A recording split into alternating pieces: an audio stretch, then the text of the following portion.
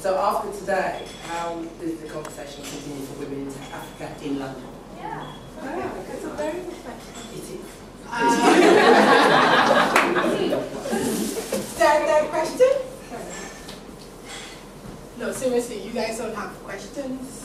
Oh, there we go. I can phrase it as a comment, but I can phrase it as a question. Question mark. No, I just loved what Josiah said about how his experience being a minority when he worked at Quintessential is sort of what opened his eyes, to women in tech. Because you find that the issue is a lot of men don't realize there's a problem. It's like, and so I thought that was amazing that that experience for him then realized actually this being excluded comes in different forms. It's either it's sometimes you feel it in race, but people don't understand that that's the same barrier that women are facing. And I guess if I were to turn it into a question is how can we get more men joining the women in tech movement, I guess. Oh, by the way, just so our chapter, so we have Josiah, but we have 2 chapter leads in Ghana, and one is Andrew. So we have an interesting sort of movement of guys coming in. But how can we get more men? Giselle, answer. Part of the movement. Rashada, Jonas. Yes. So to answer your question, we don't necessarily promote to become teachers, but we just show the students. For those of you that came late, I helped to run a social enterprise called Your Future Ambition, which helps to get young people into science, technology, engineering and maths careers. What we do promote to the teachers that bring their students is how to educate and expose them to the types of roles and careers that they can have in technology to open their minds about the different opportunities to them. But we don't necessarily promote the teaching route, but we do offer guidance to teachers about how to engage their students in broadening their horizons to science, technology, engineering, maths careers. Yeah. Thank you. Yes, to a previous question. Before I answer that, because I'm on the sort of productivity thing about keeping the main thing the main thing. So to be able to do what we've been able to do what we've done, as a couple of people keep reminding me, without actually spending any money. It's been very odd. So we've grown to this size and done the things we've done by me sort of digging into my network and sort of going, hi, like Eunice introducing me to Bridge, introducing us to this space, or to Desire, opening doors and things like that, and getting amazing people to come to our events. And so, before I answer your question, one of the things we're doing now at the moment is actually we're looking for strategic corporate partners, because I think we're at a stage now that we need to do that if we're going to expand and be the group that we want to be and make the impact that we want to make.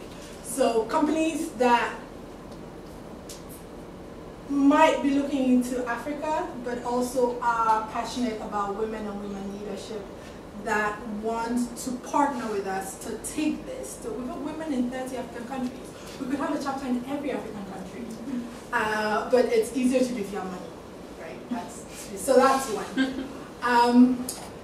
Keeping the conversation going. So one of the main things that we're doing after this event is actually, this is why I talked about chapter leads.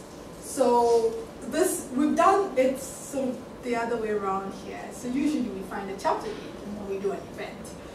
Oh, this is London, right? And I've had so much support with Antonia tweeting, pushing, she sent me the list, I was like, Antonia, I'm thinking, who do I invite? She was like, give me a second. She had a list, and then I reached out to Eunice and sort of make things happen. So I think events will continue. We initially start with an event per quarter, and then build up to a project, or, Ghana wants to do an event every month, and I'm just like, so one of the things we're doing now is we'll plan for the next event, and then we'll be on the search for a chapter lead who can then sort of take on the responsibility of running the events, because I'm not always in London. Who will take the responsibility of running the events and getting things, while we sort of, me, Josiah, and Charlene actually work on the higher level to get sort of the corporate partnerships and the strategic partnerships. We're talking to, so SAP, IBM used to do this thing, I don't know if they still do it, about sort of CSR, but they bring people from IBM to come work with you. We're talking to SAP right now about sort of getting them to come work with us and actually defining our strategy and sort of the way forward. And DHL has said to us, we won't give you money, but whatever else we can do, now my accent is coming, yeah? Whatever else we can do, I mean, so they're like, we do logistics, so we can give you, if you can do anything in that space. So these are conversations we are continuing to have to broaden it and make it easier for us to do the events, because we all have, I think part of it is I have a day job, which is, so I keep reminding myself, like, I mean, we've done this despite the fact that we've sort of done it part-time, because we all have day jobs, and it's amazing that we've been able to do it like this without actually, you know, putting in full-time. So it's a long-winded way to answer the question, but events will continue. We will grow it as we understand what value we add, because the diaspora is slightly different from home. So we want to understand what value we can add and what makes sense to sort of diaspora groups. So, yeah.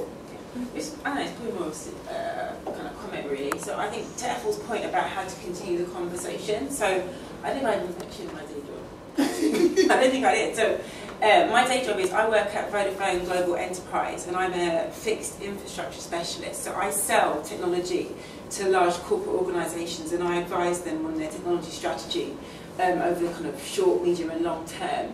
And I do it globally.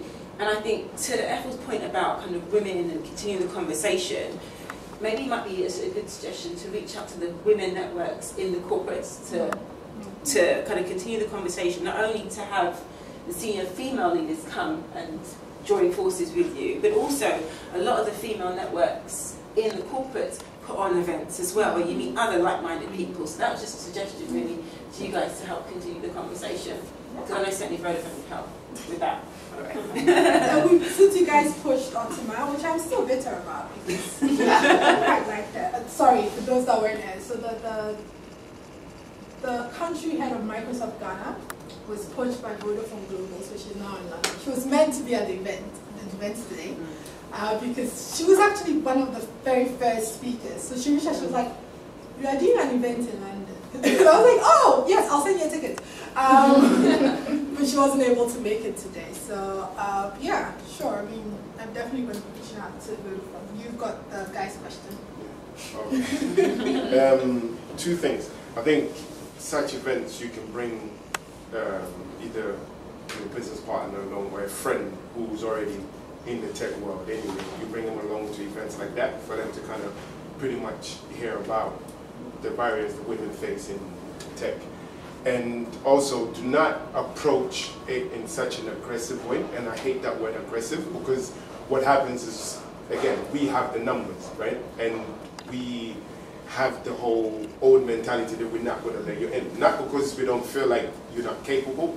The truth is we're threatened by you, right? Because when you're in a room full of women, you have to make sense. and I mean, it is what it is. You have to make sense. So especially if you're coming up with ideas for a startup or whatever the case may be. Guys generally don't want to be surrounded by women. We would just say the dumbest things. If it's just us, we'd be like, oh, yeah, I want to, you know, my app to do this. So if there's women in the team, then you start thinking. So the best way to do it is just kind of be softly about it and just be confident in what it is that you do, and don't be forceful. But again, events like this just bring a male partner that you know of that's already into tech, and then they will be here, and then they will then speak for you with their friends, and everything will be cool too. Because I'm just blown the fact that there are women in here that, you know, like Fifi. It's almost like you know, a reflection of Fifi. And this is when I hear people that are doing tech in itself, because I can't code, I can't do anything, and it just blows my mind. So even to hear women doing it, I'm thinking, wow. So in somebody like me, I would just definitely get you to mentor other people. So again, bringing people that really are passionate about what it is that they want to do, change anyway, and then push them along that way. I mean, there was a point, I'd like to feel they came to support me. You know, there were events where we would have 60% men. Yeah. I know, but you know why they came there, though. Yeah, I know. So we have a rule now that if, and we didn't institute a law here, but we have a rule that if you're going to come, you have to bring another woman. You have to bring a woman along, because there were events at certain points, especially in Ghana. This is so you have to bring the girl. 60% men in the room. Yeah. Just like, well. I've had a lovely time. I don't know about it. I'm always energized when I do these events. I was really tired today. I thought it was the worst time to do an event. And I've just come back from Asia, and I just, this is, but the energy that I get in these rooms make it worth it. And the things we can do and the conversations you can have and the boundaries you can push just by bringing people into the room and cross-fertilization of ideas and thoughts. It's amazing. So I think, I'm going to wrap up now. Thank you so much for coming. If you're not a member, I would encourage you to go on the site, www.womenintechafrica.com. Just sign up. It takes a month for us to officially usher you in, because we do it in sort of groups. So every month we get something like 20 women that join the group. So we do it in groups so that we can send out everybody's LinkedIn and everything. So sorry, so once you join, what is it that you'll actually be joining to? So, and kind of what can you expect?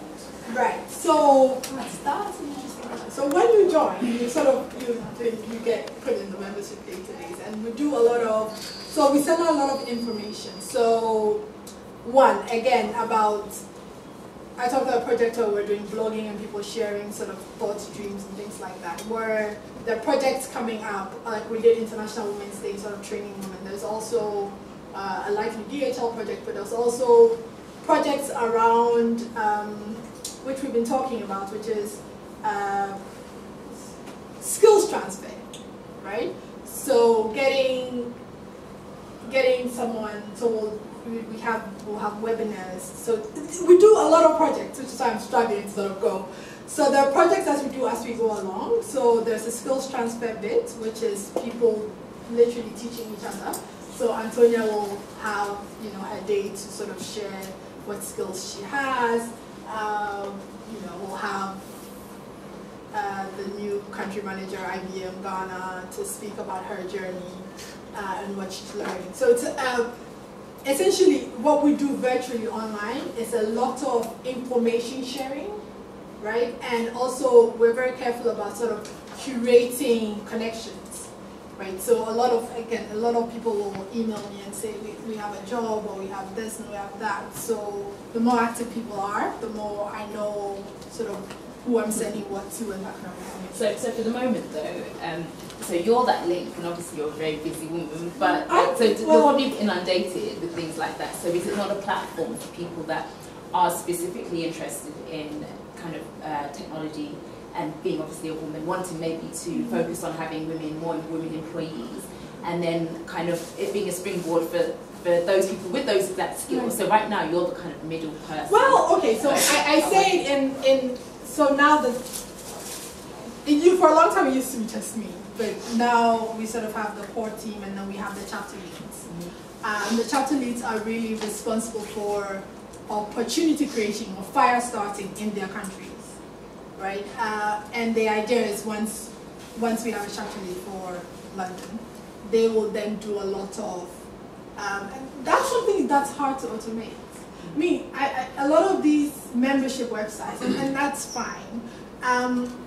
I just found, because I'm on a couple of sort of these women leadership sites and sort of find each other online and things like that, they work, but to an extent.